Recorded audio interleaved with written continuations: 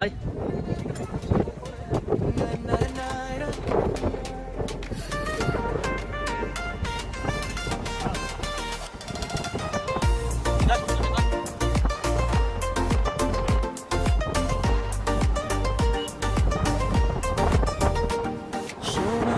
রোদ উঠেছে আকাশে লাল তুমি আমার পাশে মন যেন ভরে সুখে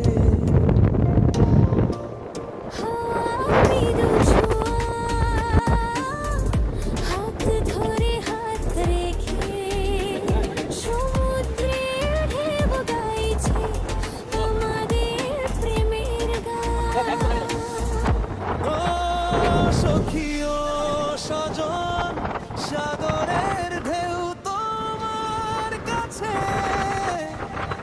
আমার ভালোবাসা ছুঁয়ে যায় তোমার চোখে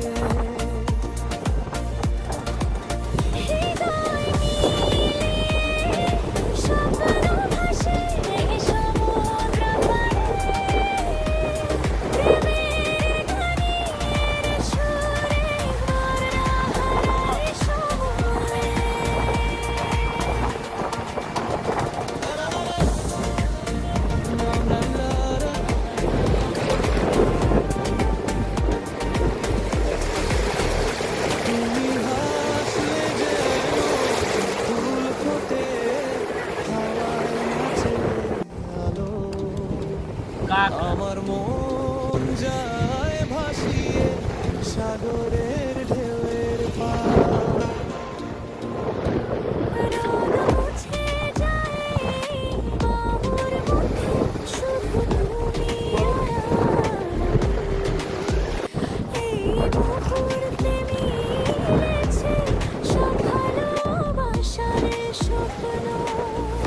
ও সখী ও সজন সাগরের ঢেউ তোমার কাছে আমার ভালোবাসা ছুঁয়ে যায় তোমার চোখে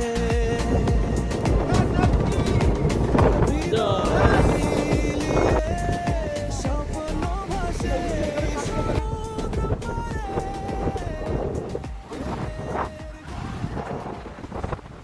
আমরা এসে গেছি, সত্যি আমি নেমে যেতাম কিন্তু নামতে পারছি না। পাটা কাটা, এই দেখুন পাটা কাটা, কিভাবে পাটা কেটে দেয়। ঠিক আছে, আমরা এসছি দীঘাতে আসার বিশেষ কারণ আমাদের এখানে প্রোগ্রাম আছে পাগলের মন্দিরে। তার আগে প্রোগ্রামের আগে আমাদের একটু টাইম মিলেছে, টাইম মেলার জন্য আমরা চলে এসেছি সমুদ্রের পাড়ে। অরিন্দম চলে এসছে, চিন্ময় চলে এসছে, আছে ভোলাদা।